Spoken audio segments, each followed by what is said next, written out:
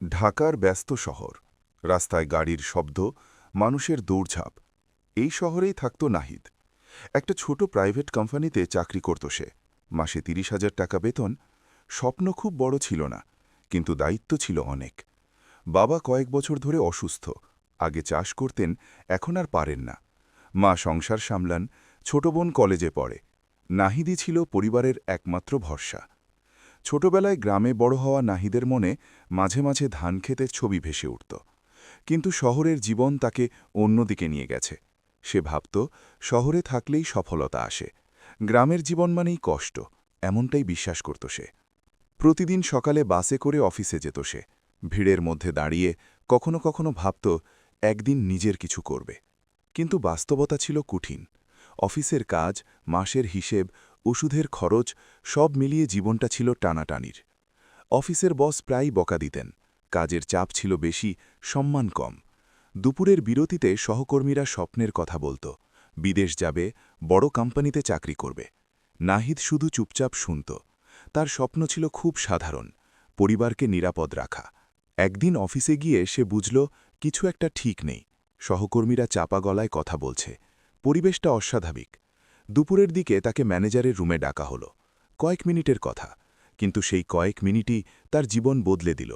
Company লোকসানে, staff কমাতে হবে, আমরা দুঃখিত। এরপর আর কিছু শোনেনি নাহিদ। হাতে একটা খাম, ভেতরে শেষ মাসের বেতন। অফিস থেকে বের হয়ে সে অনেকক্ষণ রাস্তায় দাঁড়িয়েছিল। চারপাশে সবকিছু স্বাভাবিক, মানুষ হাঁটছে, গাড়ি চলছে। শুধু তার পৃথিবীটাই যেন থেমে গেছে। তার মনে হচ্ছিল, এখন কি হবে? বাসার দিকে হাঁটতে হাঁটতে সে হিসেব করছিল, কতদিন চলবে এই টাকা। বাসায় ফিরে সে কিছু বলেনি। রাতে খাবারের পর সব খুলে বলল। ঘরে নীরবতা নেমে এলো। মা চুপ, বাবা দীর্ঘশ্বাস ফেললেন। সেই রাতটা ছিল খুব ভারী। মা শুধু বললেন, আল্লাহ ভরসা। বাবা চুপচাপ জানালার বাইরে তাকিয়েছিলেন। সেই নীরবতা নাহিদের মনে আরও ভয় ঢুকিয়ে দিল। সেই রাতে নাহিদ ঘুমাতে পারেনি। ছাদের দিকে তাকিয়ে সে ভাবছিল, এত বছর পড়াশোনা করে শহরে থেকে শেষ পর্যন্ত কি আবার শূন্যে ফিরে গেল? পরের দিন থেকে শুরু হলো নতুন যুদ্ধ। সিভি পাঠানো, ফোন করা, ইন্টারভিউ দেওয়া, একটার পর একটা চেষ্টা। কেউ বলল অভিজ্ঞতা কম, কেউ বলল পরে জানাবে, কিন্তু কেউ জানালো না। একটা ইন্টারভিউতে তাকে বলা হলো, আপনি ওভার কোয়ালিফাইড। আরেক জায়গায় বলা হলো, আপনার স্কিল আপডেট নয়। সে বুঝতে পারছিল না আসলে সমস্যাটা কোথায়। ৩ মাস কেটে গেল। সঞ্চয়ের টাকা কমতে শুরু করল। বাজারে খরচ কমানো হলো। বিদ্যুতের বিল দেরিতে দেওয়া হলো। মা একদিন আস্তে করে বললেন, টাকা একটু বুঝে খরচ করিস। কথাটা তার বুকের ভেতর কাঁটার মতো বিঁধল। বোন একদিন নতুন বই কিনতে চেয়েছিল। নাহিদ বলেছিল, একটু পরে কিনিস। নিজের অক্ষমতা তাকে কষ্ট দিচ্ছিল। এক রাতে বাবা ডাকলেন, বললেন, না পারলে গ্রামে চলে আয়। আমাদের জমিটা তো আছে। আমি আর পারি না, কিন্তু তুই তো তরুণ, চেষ্টা করে দেখ। নাহিদ প্রথমে চুপ করেছিল। শহরের বন্ধুদের মুখ মনে পড়ল, কিন্তু আবার নিজের বাস্তবতাও চোখের সামনে ভেসে উঠল। কয়েকদিন ভেবে সে সিদ্ধান্ত নিল গ্রামে ফিরবে। অনেকেই তাকে বলল এটা পিছিয়ে যাওয়া, কিন্তু তার মনে হল হয়তো এটাই নতুন শুরু। গ্রামে এসে সে জমিটার অবস্থা দেখে অবাক হয়ে গেল। আগাছায় ভরা, ঝোপঝাড়ে ঢাকা। অনেকে বলল, এই জমিতে কিছু হয় না, মাটি নষ্ট হয়ে গেছে।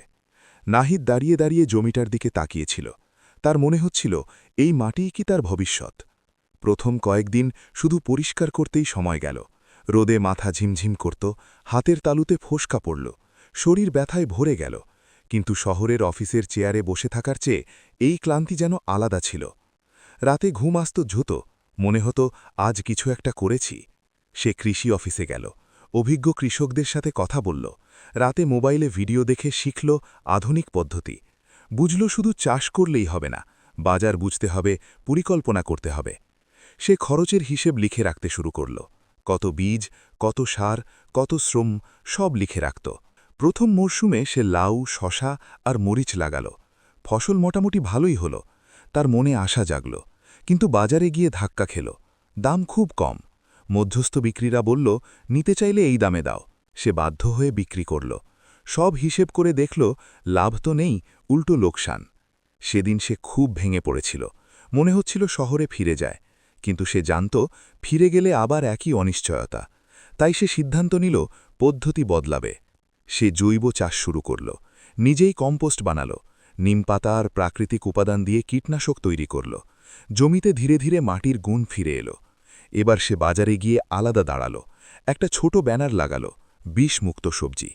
শুরুতে মানুষ বিশ্বাস করেনি, অনেকে বলতো সবাই তো এমনই বলে, কিন্তু কয়েকজন সচেতন ক্রেতা নিয়মিত কিনতে শুরু করল। একজন স্কুল শিক্ষক তার ছাত্রদের বললেন, গ্রামের এই ছেলের কাছ থেকে সবজি কিনলে নিরাপদ। একজন ডাক্তার বললেন, বিষমুক্ত খাবার দরকার।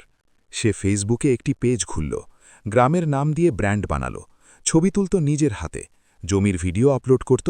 মানুষ দেখতে পেল কিভাবে ফসল হচ্ছে। ধীরে ধীরে অর্ডার বাড়তে লাগল। লোকাল ডেলিভারি শুরু করল, মোটরসাইকেলে করে নিজেই পৌঁছে দিত। 6 মাসের মধ্যে সে আগের লোকসান তুলে ফেলল। 1 বছরের মাথায় তার আয় প্রায় কয়েক লক্ষ টাকা। সে আরও কিছু জমি লিজ নিল, 2 জন কর্মচারী রাখল। খামারে এখন শুধু সবজি নয়, হাঁস মুরগিও আছে। ডিম বিক্রি করে আলাদা আয় হচ্ছে। বাবার চিকিৎসা নিয়মিত হচ্ছে, বোনের পড়াশোনা চলছে নিশ্চিন্তে। মা এখন আগের চেয়ে বেশি হাসেন। একদিন বাবা মাঠে এসে বললেন, তুই যা করছিস তাতে আমি গর্বিত। সেই কথাটা নাহিদের কাছে সব টাকার চেয়েও বড়। নাহিদ মাঝে মাঝে ভাবেন, যদি সেই চাকরিটা না যেত তাহলে হয়তো এই সাহসটা না আসত। কখনো কখনো হারানোই আমাদের নতুন দরজা খুলে দেয়।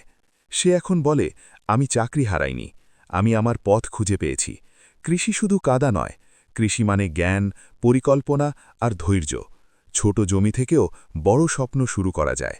হয়তো আপনার গ্রামেও একটা জমি আছে, হয়তো আপনি ভাবছেন কৃষিতে ভবিষ্যৎ নেই, কিন্তু সঠিক পরিকল্পনা আর আধুনিক চিন্তা থাকলে এই মাটিই হতে পারে আপনার শক্তি। জীবনে কখনো কখনো বিপর্যয়ই আমাদের আসল পথ দেখায়। ব্যর্থতা শেষ নয়, এটা নতুন শুরুর নাম। নাহিদের গল্প শুধু একজন মানুষের গল্প নয়, এটা সাহসের গল্প, ফিরে দাঁড়ানোর গল্প, নিজের মাটিকে বিশ্বাস করার গল্প। এমন আরও বাস্তব, অনুপ্রেরণামূলক কৃষির গল্প শুনতে সাবস্ক্রাইব করুন কৃষির গল্প। কারণ গল্প শুধু শোনার জন্য নয়, গল্প বদলে দেয় জীবন।